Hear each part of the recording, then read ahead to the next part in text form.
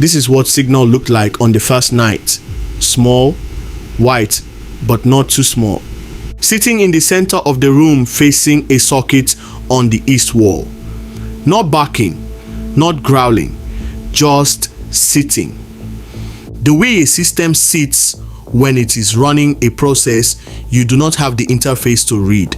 And I did not understand what he was doing for 3 weeks. This is what happened in those 3 weeks. It is 10 p.m. on a Thursday and you are hungry in the specific way that becomes familiar when your food budget runs on a different equation than your appetite. 3 weeks of this deficit, the variables do not improve. You decide on bread. The shop is 1 street over. You lock your room. You count the steps down the corridor, 47. You count them every time. The number never changes. The street at 10 p.m. has its own logic. Generator noise from multiple directions. The specific darkness of a road where street lights work intermittently. You are looking at your phone. You are always looking at your phone. You hear the bike before you see it. The engine notes wrong, not moving past, moving toward, slowing with intention, not with traffic. 2 men, 1 driving, 1 reaching. Your phone is in your hand. The phone is what they want. The phone is what you have spent 1 month of data budget on. The phone is the only instrument you have for documenting everything that should not be possible in the big lodge. The reaching man grabs, you pull back. This is not a decision. It is physics. The object in your hand meeting the force applied to it. Then the back. Not from somewhere distant, from the specific darkness of the roadside where the light does not reach.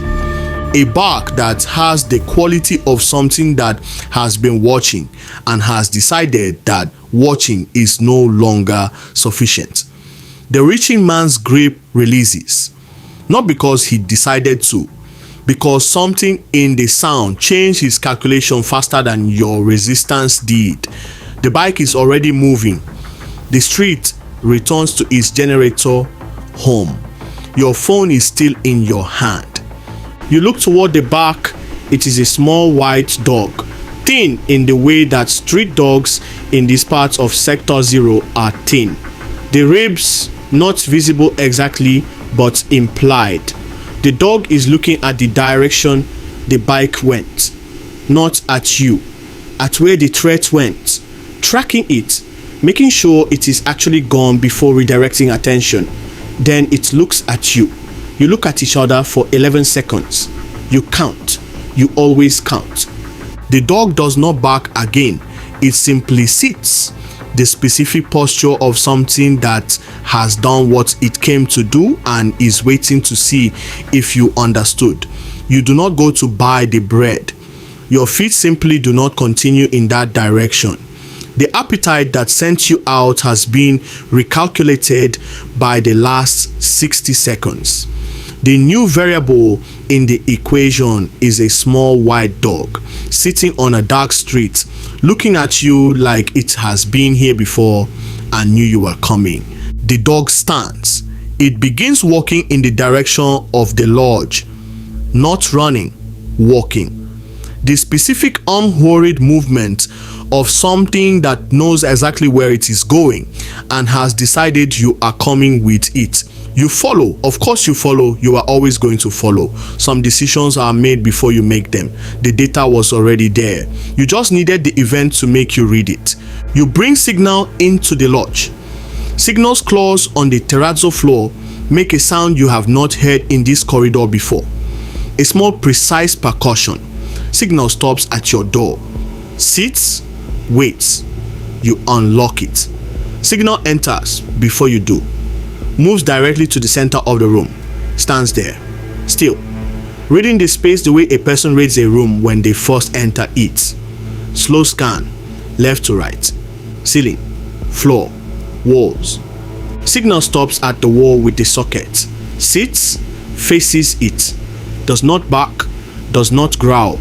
Simply sits facing the socket the way you sit facing a monitor waiting for data to load. You look at the socket, standard, cream colored, the kind that is in every Nigerian room of a certain age. Nothing distinguishes it. Signal has been oriented toward it since entry. You write in your notebook, socket on east wall, standard appearance. Signal oriented toward it, file for further observation. The caretaker arrives the next morning before you have eaten. He does not knock. He opens the door and looks at Signal, and his face does the thing faces do when they encounter a variable they had not calculated for. A specific stillness, not surprise, something more controlled than surprise. He says the dog cannot stay here. You say you found it on the street. Signal is looking at the caretaker, not barking, not growling, simply looking. With the focused attention Signal gives to things that register on whatever frequency Signal is monitoring. You write in your notebook, the caretaker's response to Signal was not annoyance. Annoyance has affect. What I observed was affect suppression. He registered the dog and immediately controlled his response. This suggests the dog is not merely inconvenient. The dog is a variable he had not accounted for. Why would a dog require controlled response rather than simple complaint? You look at Signal. Signal is still facing the socket. You tell the caretaker you will sort it out. You do not sort it out. You notice the caretaker's timing on the 4th day. Your solar charges during the day, you turn it on at night. Within minutes, the caretaker appears. Not every night, but consistently enough to count. You write down the times. You write down when the solar activates. You write down when the caretaker appears. The intervals are not random. They are not consistent enough to be scheduled. They are responsive, as if something is alerting him, as if something is transmitting. 4 minutes 11 seconds, 4 minutes 8 seconds, 4 minutes 14 seconds, 4 minutes 9 seconds. This is not coincidence. This is a response time. The consistency suggests an automated alert, not a human observation. Something is telling him the moment your light turns on. Something in this room is transmitting your activity to his phone. You look at Signal. Signal is still facing the socket. Has been for 4 days. Always returning to the same wall, the same socket, the same position of waiting. Signal wakes you at 2:34 a.m. Not with barking immediately, with a low sound that is below barking. A frequency in the chest rather than the throat. Something that activates before the full alarm. A pre-signal, a warning that the warning is coming. You are awake in the specific way you become awake in the big lodge at night. Not gradually, immediately. The lodge has trained you to come to full alertness from sleep without the intermediate states. This is what living in a place that watches you does to your sleep architecture. Then Signal barks. The sound from downstairs is wrong in a way that is difficult to name. Movement that is too deliberate. Voices too low. The acoustic signature of people trying to be in a space without the space knowing they are there. Signal barks again, twice. The bark carries into the corridor, down the stairwell, then movement that is faster than deliberate. The specific acceleration of people who have been heard doing something they should not be doing. The lodge exhales. You sit on your bed. Signal comes to you, sits beside you. You count your heartbeats. 133. Always 133. In the morning, the lodge president confirms it, that thieves entered through the ground floor. They were interrupted before reaching the upper floor. The security agency responded to Signal's bark. You write in your notebook, the caretaker was not in his room at 2:34 a.m. His door was closed, but his generator was off. Generator off means he was not in. The timing of the caretaker's absence should be compared against the timing of the robbery attempt. These two variables occurring simultaneously may not be independent events. A friend tells you about camera detectors.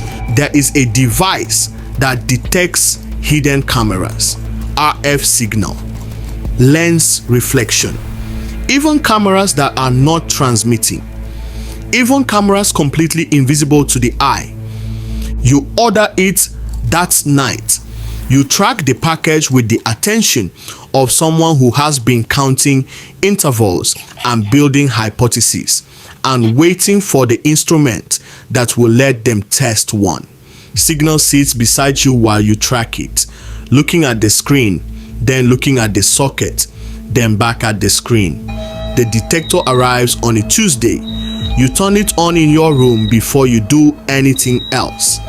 It begins making noise immediately, not gradually, not after scanning for several seconds, immediately, as if it had been waiting for someone to bring the right instrument into this room, as if the room had been waiting. You move toward the sound. The noise increases. You move toward the socket. The noise at maximum. You look at Signal. Signal is looking at the socket. Signal has been looking at this socket for 3 weeks. You sit on the concrete floor and you count the seconds of understanding that move through you like a frequency you can finally hear. 32, always 32, before you move. You do not touch the socket yet. You sweep the rest of the room fast, methodical, the way you have been trained to collect data, systematic, one variable at a time. The bathroom, the detector response. The other wall, the detector response. The light fitting, the detector response. 7 cameras. In a room you have been living in for over a year. 7 positions from which every action you have taken in this space has been observed. 7 angles from which someone has watched you sleep and wake and study and count ceiling tiles at 3:47 a.m. You sit on the floor. You hold the detector. You look at Signal. Signal walks to you, sits beside you, puts his head on your knee with the specific gentleness of something that has been trying to tell you this for 3 weeks and is glad you finally have the instrument to hear it. Here is what I know. Signal found the cameras before I did. 3 weeks of sitting facing a socket that looked completely normal. 3 weeks of the caretaker arriving within 4 minutes and 10 seconds of my solar activating. 3 weeks of me filing the data without the instrument to test the hypothesis. The detector confirmed in 11 minutes what Signal had been telling me for 3 weeks.